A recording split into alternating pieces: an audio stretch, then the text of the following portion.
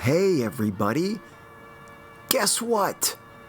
This is the climactic episode of The Great Cow Chase. That's right, this will be the last pre-show brouhaha, boo-foo, scuttlebutt you have to hear for the Cow Chase. Couple of things to outline. As always, this was still recorded on Zoom during a pandemic, and it sounds like it. Number two, we want to thank everybody who's done wonderful things like giving us nice reviews on the podcast pages and going to our PayPal tip jar at paypal.me/onemanmurdermaze. You people are awesome. The people who aren't you are only slightly less awesome. Anyone who listens to this show is awesome, or at least some part of their soul and or body is. Maybe it's an internal organ. Maybe it's something bigger. Anyway, even though this is the final episode of The Great Cow Chase, there will be more Murder Maze to come in April, and we have a sort of big announcement coming. So watch this space or check out our website, onemanmurdermaze.com, for news. News, I tell you! News! Now enjoy the show. Oh, man. Are we talking about... you know what? I was thinking Snarf from He-Man. Oh, no, Snorks. No. What is Snarf? No, that's what Cringer would say. It was like a failed replacement for the Smurfs, or like, if you like the Smurfs, you'll like the Snorks.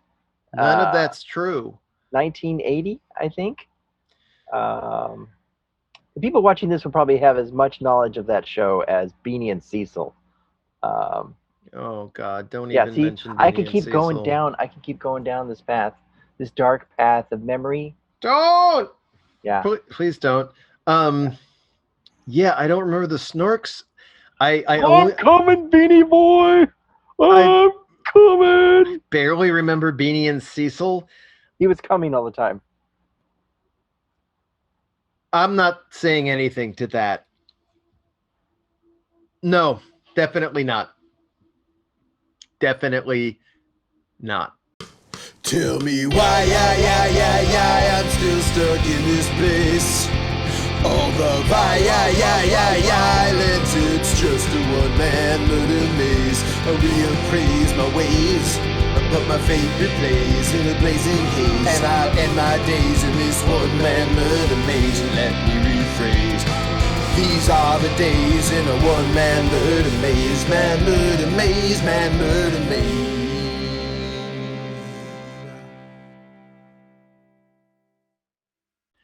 Hey, everybody. What? I know! It's another episode of One Man Murder Maze. Wow! This is the podcast, the D&D podcast, where myself, Eric Trueheart, as the character of Horkhauser, goes wandering through. In fact, I got to change. I'm going to change my Zoom name to Horkhauser, just so there's no wandering through the tranquil fields of the world of imagination. Yep, created by Game Operations Director Ricky Simons. That's right. Mm-hmm. Your Lord and Savior of pizza. You're a savior of pizza? Most people think I'm a devil, though, because I put pineapple on everything. All right, that's messed up. Yeah. So, Horkhauser is the reverse burglar. Like a Cenobite, but with pizza. So, like, if you're a Cenobite with pizza, are you like Pinhead, right? Right. Only on the end of every pin sticking out of your head is just a tiny little chunk of pineapple. No, instead of the pins, it's those little plastic things they put in the middle of the pizza so the box doesn't sink down and crush the pizza. Yeah. It's just all those. Are they pointing in or out? Are they sort of like? Well, they're pointing in because they have side. Because I'm the one that's receiving, the agony. Right. As a Cenobite, cinder of pain and delight. Yes. Your toppings will be legendary even in hell. I say it with that voice. Your toppings will be legendary even in hell. No, you have to do it with the deep voice. Your toppings will be legendary even in hell. I remember the box. It's just a pineapple. It's not even a pizza. It's jeez, that's a bait just switch. A pineapple. That's not cool. No. I was gonna say, I remember in the later films where Pinhead kept coming back, and the actor clearly had not gotten into shape for the role. No. Where It's his hard to get exercise in hell. Pinhead's angular face sort of became rounder and rounder as the series went on, which is fine. I mean, my face is getting rounder and rounder. Exactly. Yeah. So anyway, when we left Horkhauser. Right. So, he's on a mission from his long-lost ex-girlfriend from college, who now runs a dairy, which lives on top of a giant cow, which was teleported away to the wrong location when it was attacked. We think it was attacked by bonks, which are gremlin-type creatures. Gremlins, yes. Yellow bonk gremlins, and Horkhauser tracked it through a wasteland of a garbage dump, and has gotten on board the cow, only to discover the cow is walking towards a giant volcanic crater full of bad magic, and could step into it at any point. And once he's been inside it, he realizes there's a battle raging between the red bonks and the yellow bonks. And as he unfroze, he woke up a dwarf named Sad Bloom. No, Poor Bloom. Poor Bloom. And as we were trying to, and he can't open the doors to get to the control center to send the cow back to its proper dimension, because a yellow bunk shaman sent his pony Magdalene to another dimension. And Horkhauser then got sent by the same shaman to that same dimension, where he ran into Magdalene and tried to figure out how to get back to the home dimension, used his magical Pipe of the Grove, which takes him to a little pocket dimension where a frog chicken god lives. From there, went through a little tiny door in a tree that goes to another dimension full of administrative horse ghosts who work out of a giant cathedral, who then from there said, if you dive into Horkhauser's, if he dives into his bag of tractor holding, which is a bag of holding, but inside is a garage where 3 steampunk tractors are on a tractor, a bulldozer, like a steam shovel, and like a wrecking ball. And he says you can use that to get back to the dimension. Horkhauser programmed the door. He got on board the steam shovel. It opened up to back where he was going, into the middle of the floor of the dairy, where it's just covered in milk and blood, where the bugs are killing each other. You're doing it. You're getting there. Throws Magdalene on board inside the steam shovel, and out we rolled into the middle of the battle. And that's where we left off. Remembered. I get a point. You get an advantage point. I get a little inspiration advantage. Inspiration you can use for advantage. Mm-hmm. So that maybe you won't get murdered as hard. I hope I won't get murdered as hard this time. Yeah. So here we go. Mm-hmm. Here. Yeah. So you explained everything pretty good. Oh, thanks. I should remind you that you left your bag of tractor holding back in the cathedral because it drops wherever you dive into it at. So if you want your bag back, you'll have to go back into your pipe, into the little tree, and into the cathedral to retrieve it. Good. All my stuff is there. All my stuff's in that bag. Yeah. So just friendly reminder in case you're like, oh, where's my bag? So but right now you're busting out of this dimensional portal that you created in the shovel scoop, steam shovel, steampunky tractor, steam shovel combo machine, and you see poor Bloom, the dwarven wizard dressed all in crimson, running for his life, holding onto his pointy wizard hat, in a room, a 50-foot by 100-foot room, pursued by yellow and red bonk gremlins, in a room that is waist deep, flooded with milk and the viscera of waist battle. Deep. It's that deep. Deep, yeah. Not like ankle. For a dwarf. For a dwarf. Okay, yeah. Okay. It'd be up to your calf. Yeah. Still pretty horrifying. It's hard to walk through fast. Yeah. It'd be rough terrain. Okay. So plus the ephemera of battle strewn about, the viscera of blown apart gremlin bodies. Effluvium, even. The juices of the dead. Okay. That's my zombie movie, The Juices of the Dead. It's my favorite zombie movie. Yeah. Yeah, it takes place entirely though in a Jamba Juice, and it's just zombies coming in just and one zombie. Yeah. buying smoothies. Yeah. Just serving smoothies to other zombies, and it's kind of like Clerks. You know, remember that movie Clerks, Kevin Smith's first movie? Yeah. You know, that was a zombie movie, wasn't it? Something like that. Anyway, so I'm driving out into this. I see these gremlins chasing him. Yeah. Like the horror thing. He's a little wounded. He was a little worse for wear than last you left him. Well, first thing I'm going to do is I'm going to just bowl towards those gremlins, those bonks, and I'm going to start swinging the shovel on the end of the steam shovel, trying to knock them over. Nice. Okay, this is what I meant to do before we started. I meant to get the stats on your shovels, on your tractors. Did you put this up on the website, on the One Man Murder Maze website? The tractors? Yeah. I don't think I put the tractors up. Okay. Let me find. Not necessarily something most people would need, you know. In battle. Some people might want a tractor. Oh, while you're doing that. Oh, damn it. No, where did I leave that? Okay. You tell some Gygax facts while you look that up. I got to get my drink. Okay. So at last we left off, Gary Gygax, creator of Dungeons and Dragons, he was learning Esperanto so that he could talk to the belligerent horse people of Beta Alpha 9. But what he found when he launched, when he financed Congress to build that rocket ship that launched him into space and sent him to another planet, is that on that planet they didn't speak Esperanto at all. No, I'm back. And then he got mad. He punched everybody in the nuts. Go ahead, Eric. Wow, I missed something good.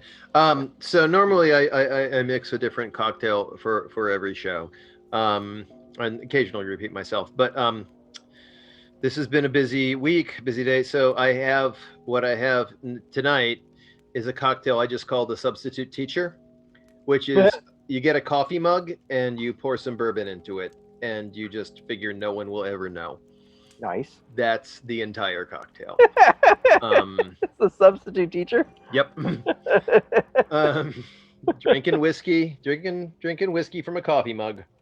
That's the Substitute Teacher. Is that what substitute teachers have had all this time that I didn't know? Mm-hmm. Oh. And by the way, not just substitute teachers, probably full-time teachers too. All teachers, probably all more often. Yep. Yeah. Probably even more in these days. Especially in the teachers' lounge. Okay, I have the stats for your. The Lester was the name of this tractor in particular. The shovel scoop is called Lester. Lester Hester and William Steppingwell III are your three tractors. Yeah. So Lester is what you're driving right now. It has an AC of 16 and an HP of 80. Speed 60 plus dash, magical scoop arm damage 5d6 plus 2 recharge on a roll of 4 to 6. So you could probably, if you roll a 4 to 6 on a 1d6, you could probably swing that thing again. The same round? Same round, yeah. Oh wow! One more time. Do I hit only one target at a time, or can you just swing it through like a bowl over a small cluster? It's one target at a time. It's not AoE. So. Okay. Then you have a special attack, a charge. I'm sorry, no, that's the other tractor. Your special attack is it can teleport 120 feet once per combat. Whoa, yeah. That's wild. I think the entire combat round, so just goes. Yeah, so one of your turns you can use for teleportation. Okay, good to know. Gonna save that, but right now I'm gonna barrel down on that group of bonks chasing Sad Bloom. Poor Bloom. Poor Bloom, yeah. Yeah. Okay. So you're gonna get the first swing on this, since there's so much going on, and they're pretty surprised at this thing that just happened in the middle of them. So one of them is not going to get a chance to react. So what are you gonna do? I'm gonna swing at the first one. Okay. Yeah. Go for it. I'm trying to think of like a either whoa, you bump this audio there. I'm trying to think of either a Schwarzenegger or a Roger Moore style pun to say before I swing the thing at him. Yeah. And I'm coming up empty.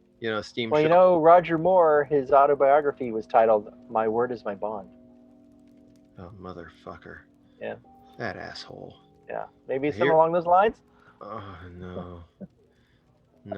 No, I got nothing. Well, there's no ice here, so you can't use Arnold Schwarzenegger's classic "Cool It." Eyes to see you. Eyes to see you. No, that's staying. I just came up with that now. That's going to be in the movie. Horkhauser struggles. I just steam this shovel. I'm going to shovel you. No, screw it. I'm going to hit you with a shovel. Yeah, there we go. I rolled a natural 20. Jeez, Louise. Yeah. Okay, so go ahead and roll the damage. 5d6. Do I get double damage on? I get double damage. You do. Okay. Yes. So. Okay. 4 plus. Okay. 4 plus 9 is 13. Plus 1 more. There's another 1, so that's 14 points. Do I double it or do I roll roll the dice again? You would double it. Okay, so that's 28 points. Plus 2 is you just cut this like in this conga line of chasing. Mm-hmm. You cut down there's like three yellow bonks and 2 red bonks chasing 4 bloom in a circle, and the one in the back you just cut him in half. All right, good. Double scoop. Now roll a 1d6 to see if you can do a recharge. Okay. 5. Okay, so you get to do another. See if you can hit him again. All right. Hit somebody else. It would hit somebody else. Where's my d20? All right, we're gonna hit someone else. Okay, just know it's to see if I pound the already pasted body into like a finer paste. The shovel swings out and then it swings back in, so it's on the swing back. But do I get any? I don't get any bonuses, do I? No. All right, yeah, no, I got an 8. Okay, so yeah, you eviscerate that one in the back, and the other ones are like, what? And see it coming back, and then duck before it can nail them. So now we're gonna roll initiative because these guys are like crazy mad at what's happened here. So we got 13. Got 13. Go ahead and roll your initiative. 9. 17. No, wait. 12. And 12. Okay. So you're tied with one of them at 12. What's your dexterity? My dexterity is 16.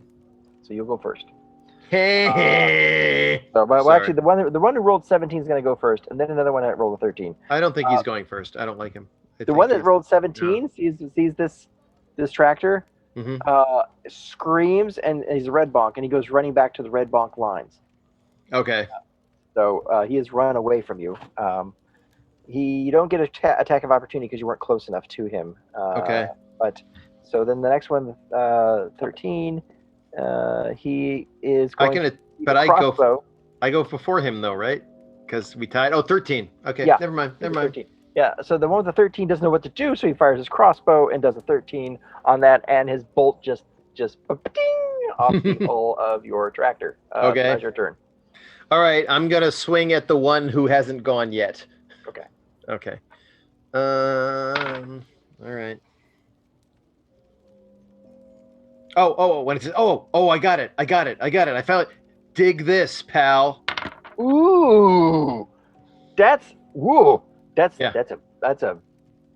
burn. That's more Schwarzenegger than Roger Moore. Yeah, you can hear Schwarzenegger going, "Oh damn." 17. Oh geez. Okay, so you just obliterated another one. I'm not gonna have you roll on that because this thing's ridiculous. Well, go ahead, give me 5d6 roll. Let me see what you do. If you roll all ones, he survives. Oh, okay.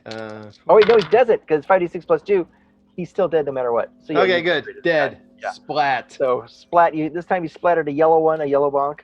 Okay. So roll one d6 to see if it gets it on the swing back. Somebody else. 5. Okay. Go ahead and roll. See if it's somebody. I thought is there anyone else in range? Because there was like 3. I killed one. The one that's going to go next that you're in kind of competition. Oh, okay. All right. There's actually 2 left after this. Oh, another natural 20. I am not making this up. Okay. So you obliterated the next. So there's only 2 guys left. And that's the one that ran away is left, and he has run back. Though he has run away off to Red Bonk line. By the way, after I obliterate the other one, I say, "Yeah, you dig this too." Yeah, and then the yellow one, he is within range, and he's like freaks out, and he tries to run away from you, and you get an attack of opportunity, so you can roll for that. 14. Okay, that does hit him. Okay. All right.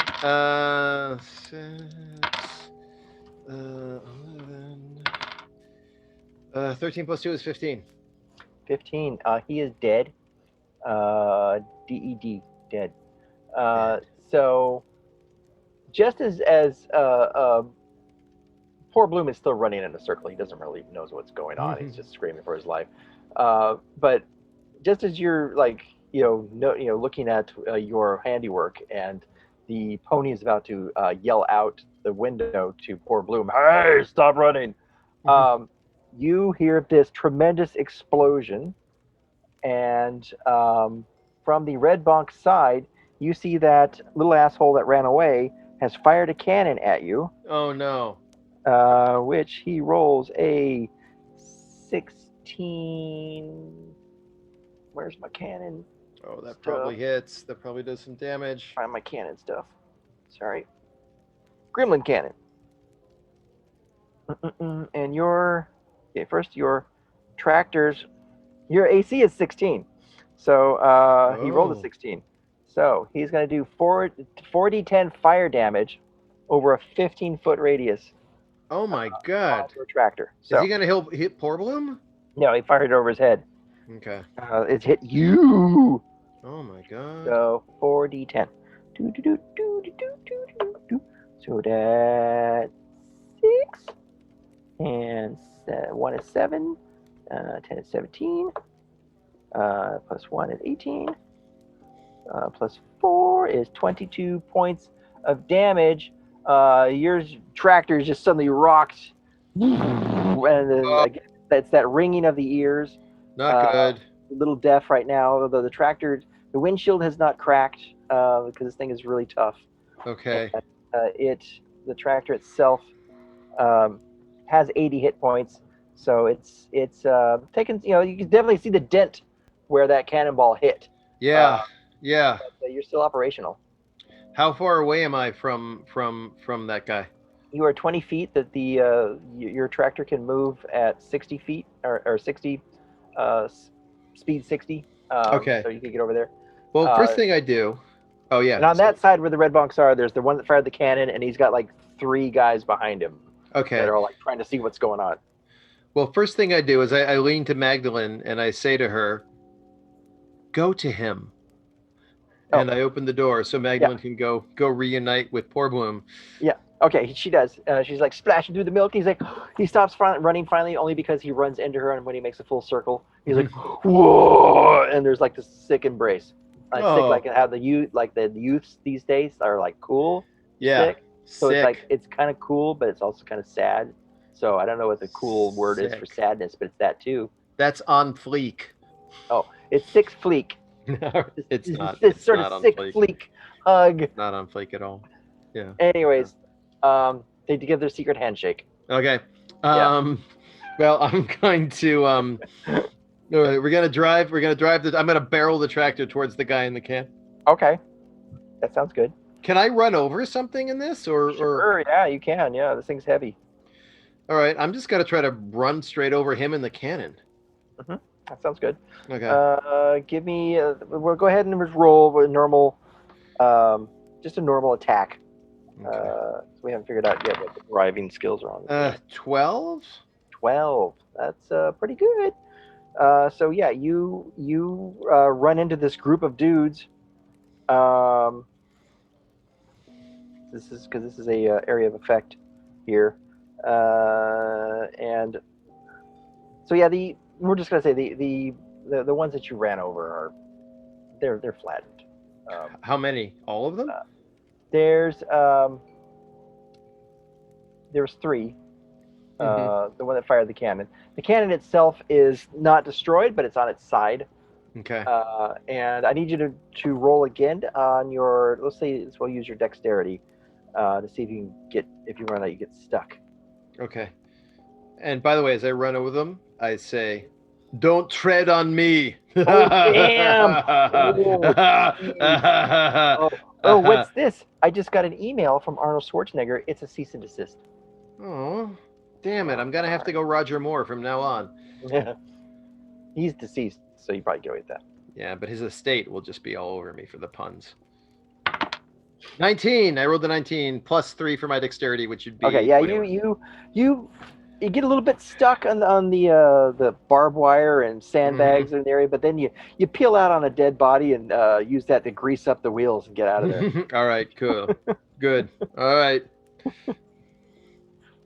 Well, things have calmed down a little. It looks like I mean, there's no yellow bonks on this side left in this room, and the red bonks seem to have retreated out of this room, especially since the side where the red bonks are is now completely ablaze, and now the fire has reached the ceiling and the ceiling too. Okay. I got to talk to Poor Bloom. Okay, so I pulled we pulled the tractor back over to Poor Bloom, and I said, Poor Bloom, what can we do about this fire? It'll burn the whole place down.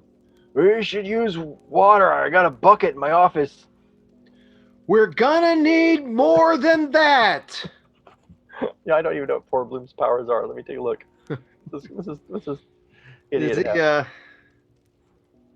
He's like, well, now that I'm united with my friend here, Magdalene, I'm fully charged. I've got my powers back. I can use Moonbeam, Misty Step, Locate Object, Lesser Restoration, Cure Wounds, and Ensnaring Strike.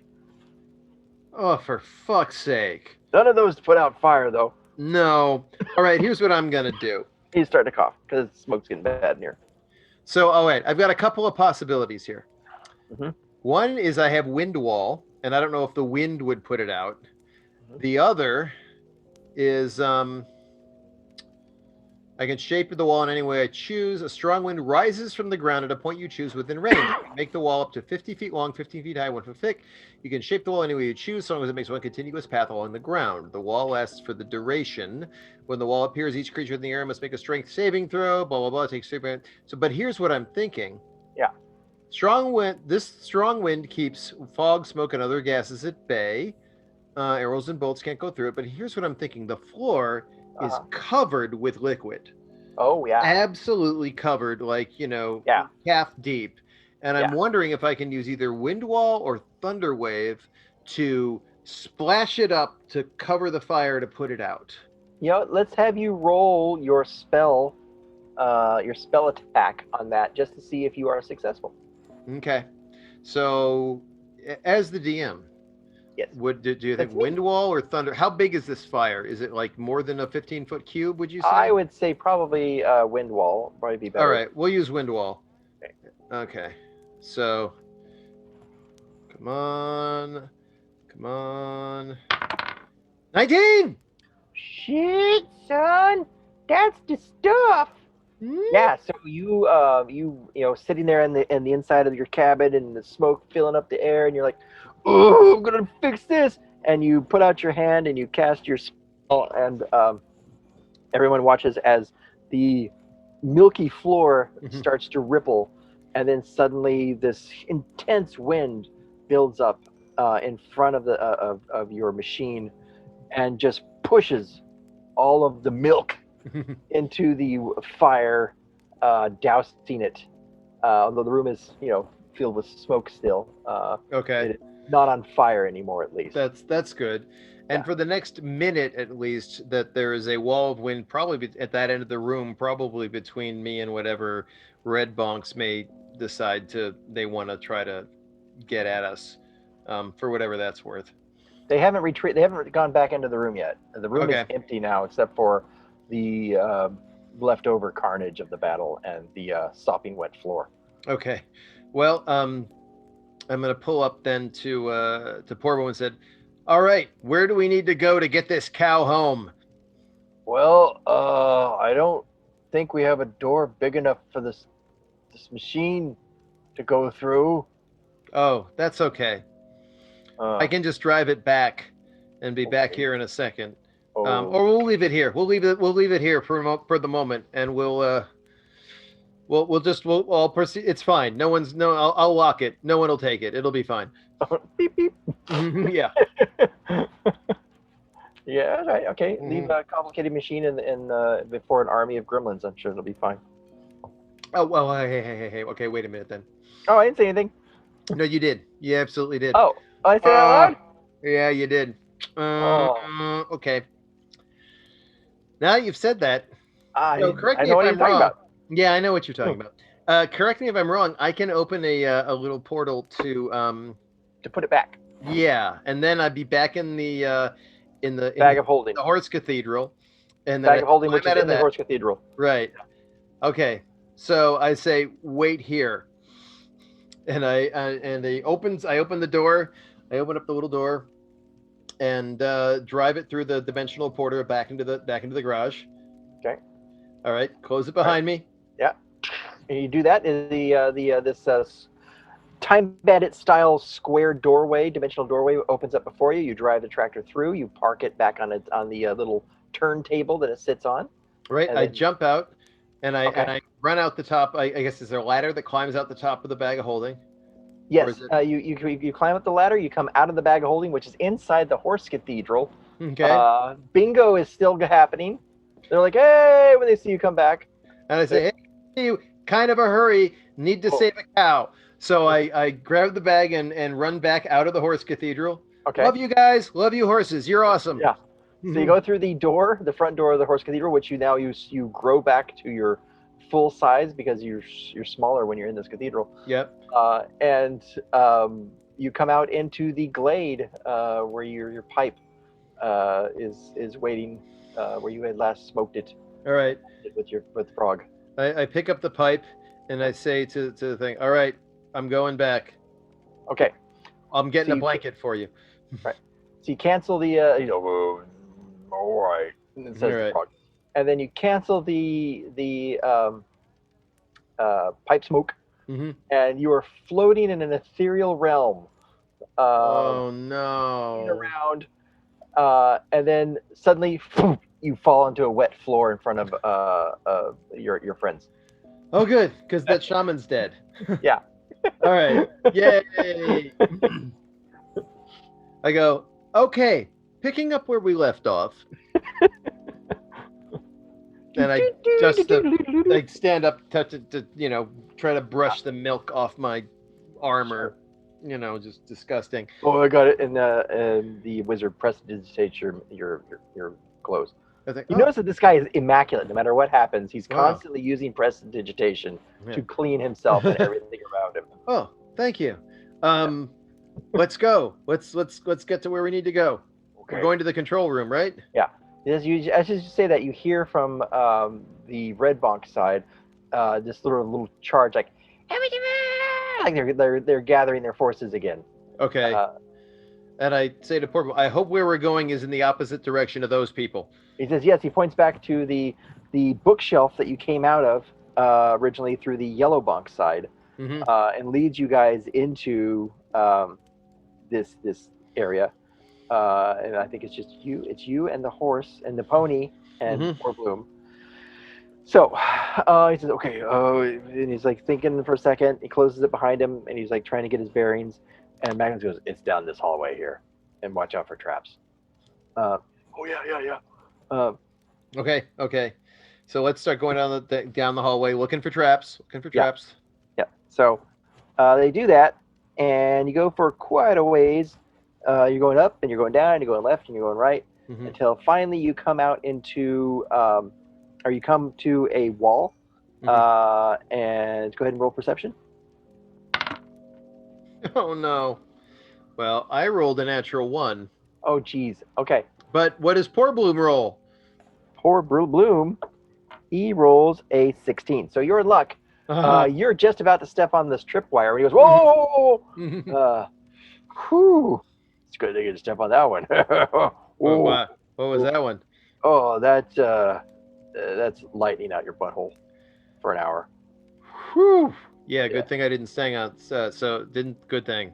And he uncorks it. He's all, this is my favorite. I gotta keep this one. Oh, that's fine. That's cool. That's cool. Although, Magdalene looks at you and goes, "It's my idea." Well, I mean, if we were still in battle, this might be useful. But yeah, in fact, I'd really like to have another. When all this is over, if I could buy another copy of that potion. Oh yeah, people are in all sorts of stuff. I don't know, no kink. Oh no, I don't know. It's not. Yeah, it's not for pleasure. It's more for spectacle. But okay, fine, whatever. Wink, wink. You know what? I take it back. Not worth the humiliation. All right. So he reaches around the door that he has found, and he finds a little button, clicks it, and then this thing swings open, and it looks like this is a storage shelf out in the middle of a main courtyard between the tower and another set of buildings ahead of you. Okay. And as it swings open, you can see another fight going on. Oh no! Between red bonks, yellow bonks, and green bonks who are scaling the side of the wall of the cow. Oh my God! They're coming up the side of the cow? They're coming up the side of the cow. This isn't a 360 courtyard where I'm in the middle and there's walls on all four sides. It's a courtyard with one open side. Yes. Two open sides, one on the left and one on the right. The courtyard is pretty big. It's about, it's a 200-foot tall cow. So it's about 50 feet long by 30 feet wide. So it's not too big. But there's about 15 combatants in this area right now, 3 different colored bonks, and some more greens coming over the side of the I forget what they call those kinds of toothy battlements that are on the side. But through them, you can see another building, and Bloom points at that and says, "That's what we're gonna get to." Okay. Okay. So first thing I'm gonna do is so I'm gonna, if I'm in star form, I can actually cast guiding bolt. Actually, no, I have to use the star map. They've changed the stuff on the star thing on the druid, so it's a little bit different. Yeah, I said, you know what, we might need this. So and I transfer it into, I use my wild shape. Oh no, I'm out of wild shapes. I can't transfer into starry form. Oh no. Now, I know. All right, so never mind. Go, here we go. And I remember I'm out of it. Like, all right, never mind. Let's just run. Okay. So what I need you to do is first roll stealth for me first. See if these guys even notice you. Okay. Whew. Oh, I got a +6 on my stealth. So, well, I got a 14. Okay. 8 + 6 is 14. So you're okay. They don't seem to be noticing you. Well. But, as poor Bloom is running behind you, he falls on his face. And oh no. A green bonk who had just, because you're trying to stick to the wall a little bit, sort of edge along. A green bonk who just came down on a rope is like, "Ah!" and jumps on his back and tries to do some stabbing. Okay. And not very good at it because poor Bloom's like swishing back and forth, and the gremlin is not doing good at his stabs. Okay. I'm going to use the produce flame cantrip on the gremlin. Okay. And I get a +7. Okay. So, I got, it's a 26. I'm assuming that hits? Yeah, it hits, yeah. What damage does that do? It's just 2d8. Okay. Oh, but I rolled an 11. Oh, he's dead. Good. You just fried his head off. He's like, yeah! And then just that little cartoon cinder head. Sort of Tex Avery style. The eyes still showing for a second, and then nice. Let's say, come on, poor Bloom. Give me one more stealth roll to see as you guys try to get through this. Okay. Well, that time I rolled that's an 18. Nice. Okay, so you guys are okay that time. And then one last time before we get through. Well, natural 1. Okay. I'm rolling a lot of natural, 20s and 1s. You're like right there at the door. You're just about to get there, and then you didn't see like this gremlin that was just like cowering in the middle of this, and you just trip right over this guy. Oh no! And go flying onto your face. You're not prone, but because you get back up immediately, you're like, but 3 bonks of each of the different colors notice you. And go ahead and roll initiative for me. 17. Okay.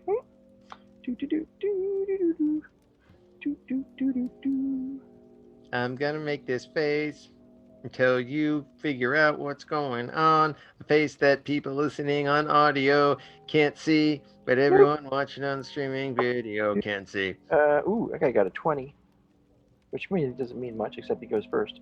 I don't like him. And then a 3 on the last guy. So one guy got a 5, one guy got a 20, one guy got a 3. So the 20 guy, still making this face. Still making it. He just like immediately pulls up his crossbow, this yellow bonk, and fires it at you. And he rolls a 5 plus let's get on that, plus 4. He got 9. Still making this face. Did he hit you? Do you have less than 9 AC? Oh no, my armor class. Okay. So the bolt goes wild because he was kind of surprised to see you. So now it is your turn. Okay. So I'm gonna choose one of the guys who hasn't gone, and I'm going to cast. I'm gonna cast poison spray cantrip at him. Extend. It is. Yep. Puff of noxious gas at one of them. The creature has to do a Constitution save of 15, or he takes 2d12. All right. So there you go. There you go. He got a. What is it? He needs 15. He got 14 plus 3. What's he get plus 3 for? 17. He's gonna have high Constitution. Damn it! All right, so he just he takes coughs no it damage? off. Yeah. So that was the green bomb. And then what does Poor Bloom do? Poor Bloom is going last.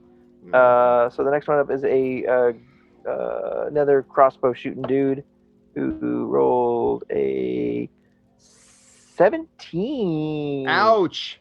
Yeah. So that does, and I lost my crossbow stats. For 1 second.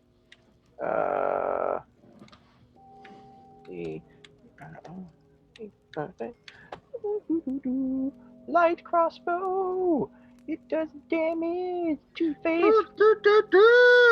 1d8 straight into your butt. He did a 1. He did a 1. Woo. Yeah, it hit your butt. Fair enough. Yeah. Ow! My butt. Yeah. And so Poor Bloom, it's his turn now. He just panics and just does his usual cantrip of the fire. And he rolled a 20. So he incinerated one of those dudes. Nice. Yeah. Is there anyone left? Just those 2 are still left. They're not dead, but one of them is gone. So right. It's a new round. Yes, and so the one that he's 19 now. This one he rolls a 19, so he's going to shoot you in your bazinka. And he gets. I don't want him to do that. This time he got an 8. Well, it bounces off my armor. Actually, probably just goes wide. No, he rolled a 17 to hit you. Oh. Damage to. I don't like this at all. To inflict pain. No, I don't like that at all. Yeah. All right. Ouch. All right. This is really pissing me off. I'm gonna cast Guiding Bolt then. Oh, that's the best kind. Best kind of bolt. Mm-hmm. And I cast it at him, and I get a 24. Mm-hmm. So, and so that is 46. Oh, geez, that wasn't good. 3. Oh, 3 plus 8 is 11. Okay, so he's dead. Good. I hate him. Mm-hmm. Okay, so the one that's left sees this, and he's going to try and back away. So if you want an attack of opportunities. Well, I don't have a weapon drawn, so Right. does Poor Bloom attack him? Poor Bloom's just going to throw his fire blasty as usual, and he does 20. Wow, Poor Bloom's doing good. A lot of extreme rolls tonight. Another incineration, Tex Avery style incineration, as the last one goes to turn. Just as that happens, you hear over by the door that you're trying to get through, which you now see is open. Magdalene's tending to go, "Come on, quit dicking around!" All right, lady. And I just chase her. We run through the door. Okay. So as you get to the door, you try to close it, and one of the red bonks tries to keep it from closing. Like you're closing the door behind you, and one grabs the doorknob on the other side. So give me a strength roll. Okay. 16. Okay. So the gremlin tries to stop it, grabs the doorknob. You just yank it, and he just smashes his face into the door on the other side. And Magdalene locks it using her special locking and unlocking powers. She has nice. Which she has. All right, so yeah, great. Now where do we go? He's like, "Oh, we gotta go upstairs." And so what you come into what is like you come into the service entrance of what is the administration building. And so it looks more official here. There's like some office chairs and a secretary's desk, which has Poor Bloom's name on it. Okay. And picture of Magdalene on there. And then you see these stairs that circle the back of the secretary's desk. They go up one level, and he says, "It's up there, it's up there." So he goes running up the stairs. All right, I follow him. Looks like anyone has penetrated this area yet. So. Okay, so we run up. I run up the stairs, like huffing and puffing after Poor Bloom. Like, "Oh, let's go." Yeah. So and then you get up to the final office door, which Magdalene unlocks. Okay. And then you see what looks before you. What you see before you is a big bay window. It looks like the command center of a cruise ship. Okay. Except it's very large. It has even has like map decks and everything, and it has like charts. It has these special controls for controlling the cow. You can see the cow's head above or out the window and down below. You can also see it's getting pretty close now to that pit of glowing death that the cow is walking towards. And then you also you see the little key for unlocking everything. Okay. You see the controls, and you see where the card doodly bob for putting the card in and everything. Okay, so do I need to lock it to unlock the controls? Yeah, I need you to make a perception check for me first. Unnatural 20. Jeez. Okay, so you're about to you found where to put the lock to unlock the lock into this teleport device. Okay. When you hear a sound from one of the walls, like a knocking. All right. I sort of look to where I said, "Poor Bloom, does anyone else hear that?" And I look over to where the knocking is coming from. Oh, that's the safe room. Oh. Well, open it up. You have to. You'll go with that key. Or the mistress's key. I go over to the door to the safe room and I open it up. Okay. So the door is like a big vault. You have to put your key in, then turn it, that sort of thing.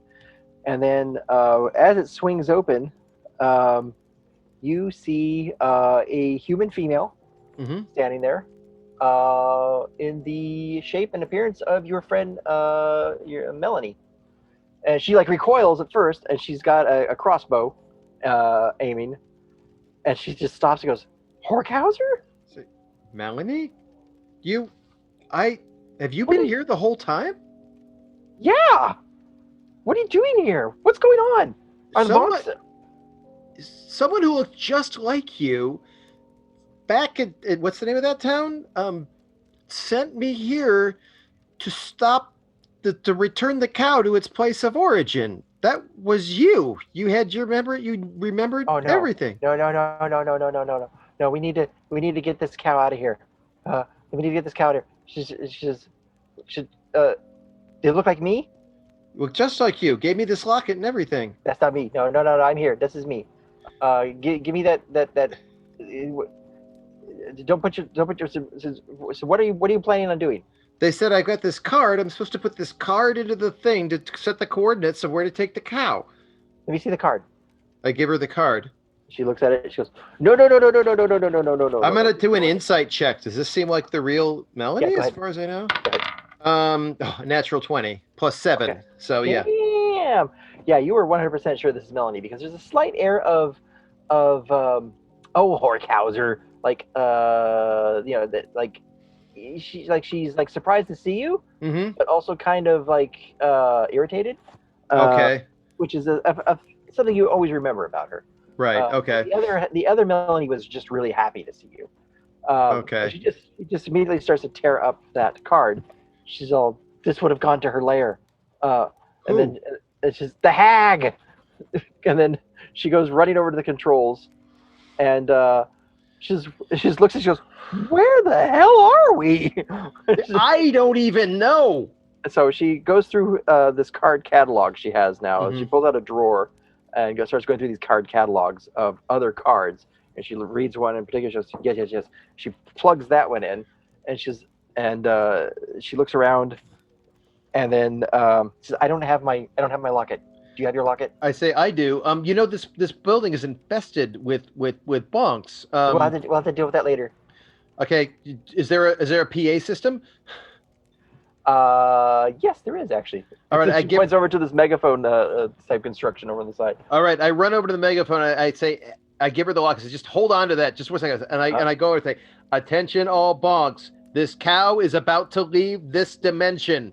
Get off of it as soon as possible, right now, or you don't know where you're gonna end up. You hear me, bonks? Get the hell off this cow. Yeah. And they seem like reasonable chaps, so I'm sure it'll be fine. Yeah.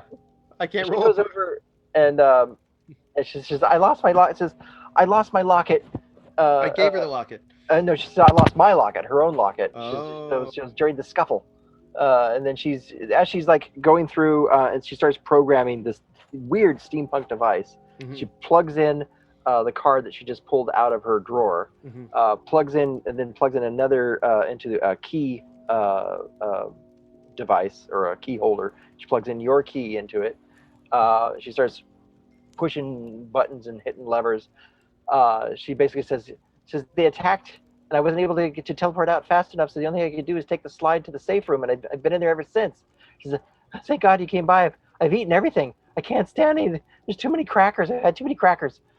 Well, just calm down. I know how you get on too many crackers. The gluten starts to go to your head. It's just I'm just full of glutes. Calm down. And then she says that she pulls this lever, and you can see just as the cow is like rounding over the side of a mountain, heading down the steep terrain into the glowing purple and green energies of this horrific dimension to badness. Everything goes white, and it feels like you've lost your equilibrium for a second, and maybe even like you're floating. And then you look out the window and you see the cow is now standing in a tranquil field. It's another one of these kinds of fields where the grass is massively high, like each blade of grass is 30 feet tall, and it looks like, if you were down on the ground, you would be shrunken, like Honey, I Shrunk the Kids style type thing. But you're in a 200-foot tall cow that is overlooking this field. But the difference between this field and the other one is that there's no trash.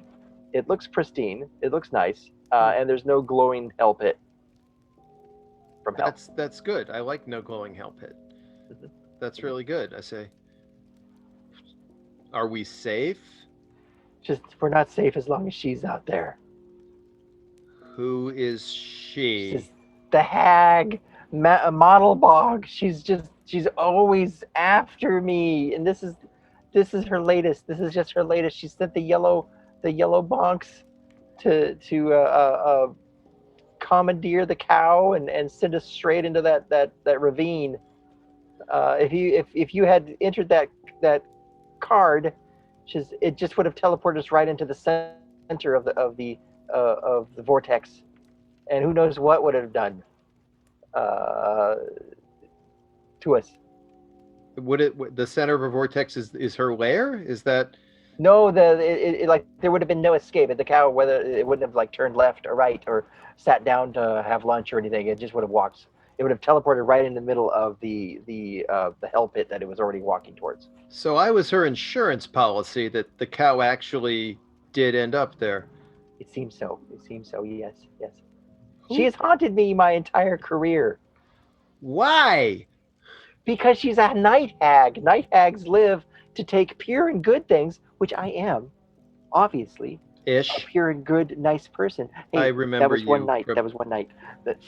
A pure and good things, and it was more than one night. It was more. And basically turn them into vicious, terrible things. If Betsy had walked into that, she would have turned into some hideous monster, some sort of tentacled beast, and who knows what kind of milk that produces.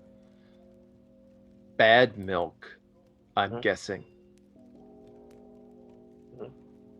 Oh, okay. Right. Okay. So, so you're safe for the moment. Hey, good to see you. Yes, that's, how have you been? Not so great. I got hijacked and became an indentured servant. I remember that. Yeah. I get to travel a lot. That's nice. Return artifacts to their place of origin, and usually just narrowly avoid getting killed. Yeah, the milk business is surprisingly a lot like that. There's a lot of competition in this business. Apparently so. Yeah. Hey, I eventually have to go back to my... You know what? I got plenty of time. I don't really have to go back to my boss just yet. You want to have a cup of coffee or something? You tell me about the hag yeah. You know, we could probably, you know. She turns to poor Bloom and says, "Can we put that on the schedule?"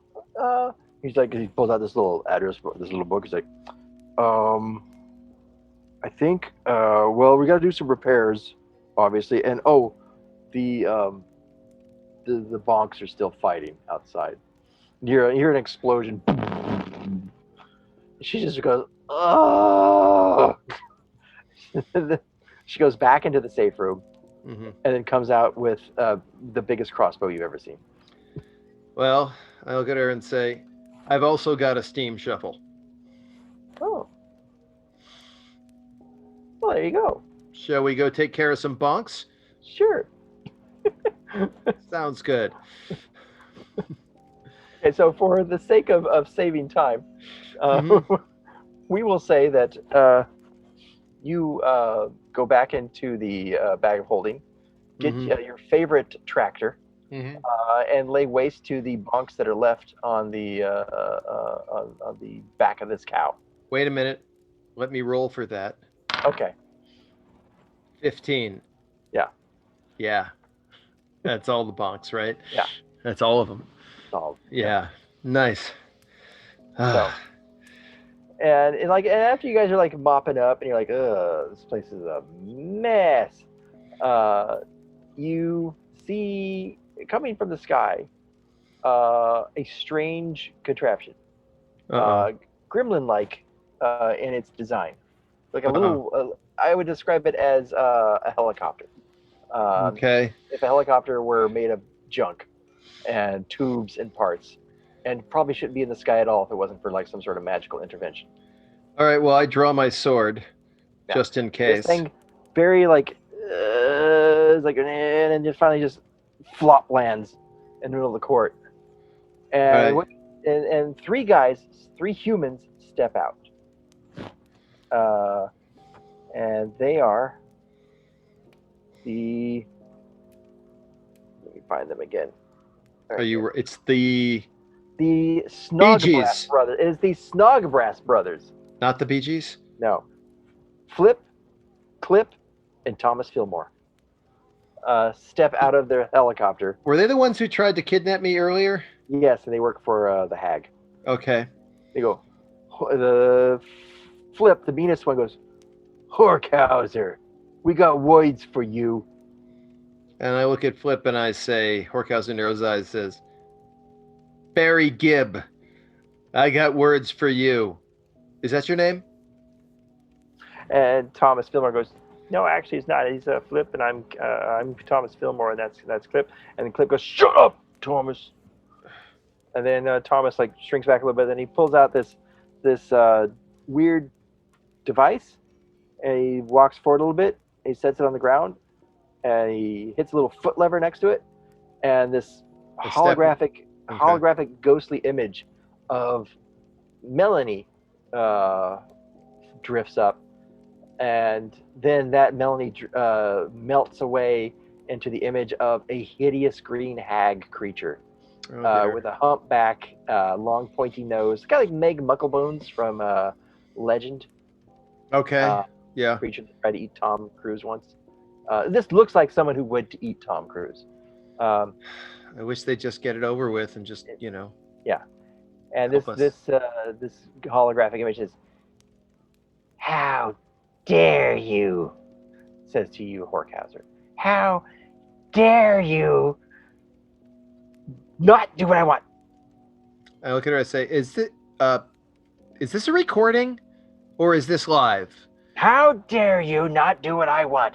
Can't a hag send a giant cow to its doom to destroy the pure goodness of the cow, and the lady owns it?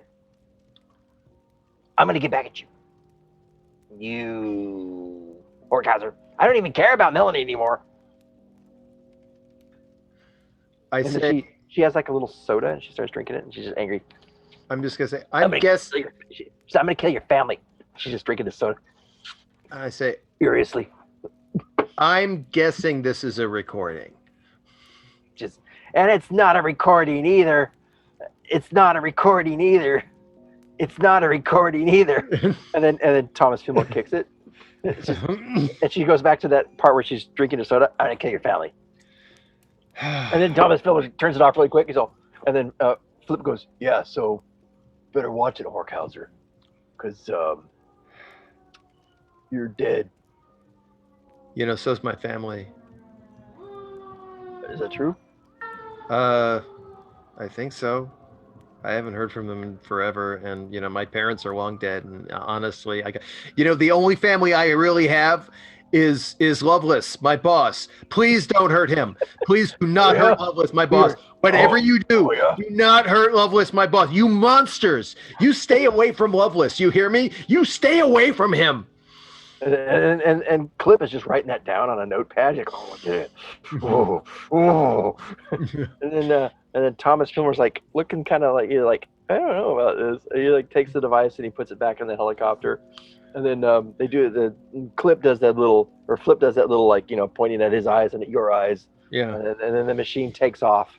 As it starts to lift, I look over at Portman and say, should we shoot that out of the sky just for fun? As you say that, it crashes in a nearby field.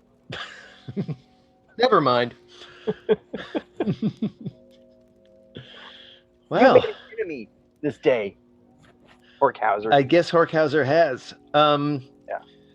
Well, Horkhauser's now has dealt with the Bonk Menace.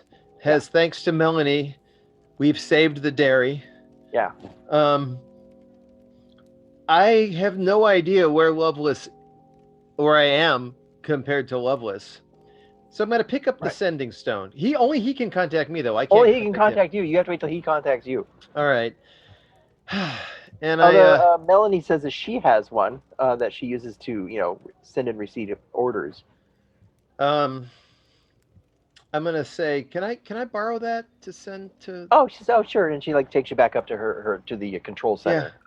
Yeah. I take the sending stone and I call Lovelace up. Horkhauser calls Lovelace up. 20 words. It says, Lovelace, stop. Am on a giant cow.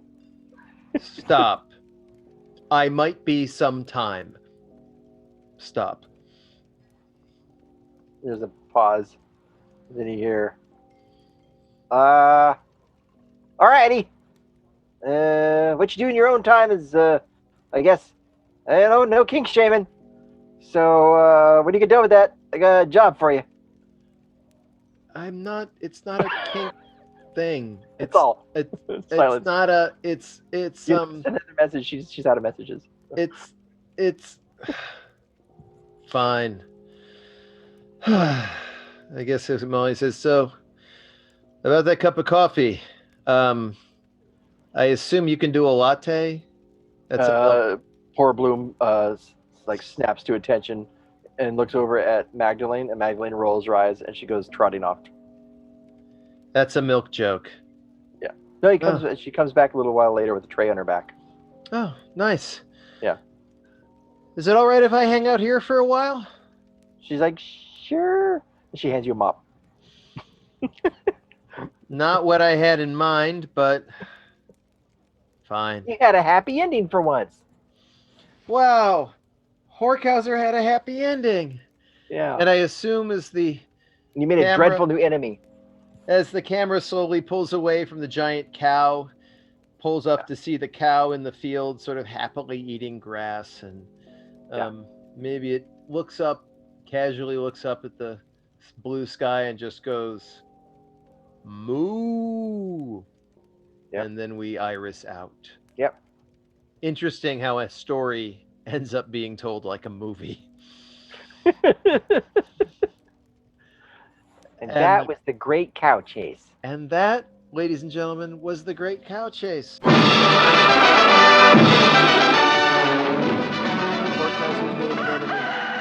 And been reunited with a long-lost friend. And has a lot of milk to clean up. And thanks to a last-minute, really good roll, you avoided model blog herself coming there to kick your ass. That's right. Is that what would have happened if he'd plugged in the card, or is that? Yeah, if you plugged in the card, she would have shown up and helped drive this thing in. Oh, good. Well, I'm glad that didn't happen. Yeah. Well, everybody, thank you. Thank you for listening to the Delightful Cow Chase. We hope you've enjoyed it. The Great Cow Chase. I think it was delightful. I think we should rename it to Delightful Cow Chase. I think that would send the wrong message. All right. But hey, if you enjoyed this, we haven't really mentioned this before, but a couple of things. One, you can go to the website, onemanmurdermaze.com, where there's various resources. And if you want the stats for the Wand of Too Many Pigs or Buzz B. Burby's Distortia, some of the items we've used during this adventure, you can find them there. We have a contact form there, too.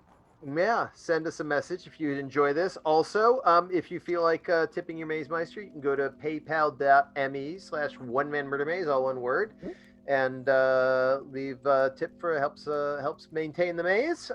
Mortgage your house and give us all your money. You can do that too. That'd be nice of you. I think it would. Be real nice of you. Be mighty, mighty nice of you. We might even send you a sandwich. We would absolutely send you a sandwich.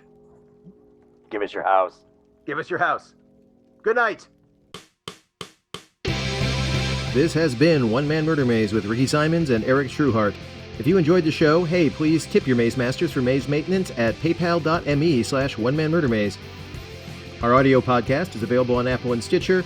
Our videos are on twitch.tv/onemanmurdermaze and also on YouTube. Just search for One Man Murder Maze. Our website is guest onemanmurdermaze.com.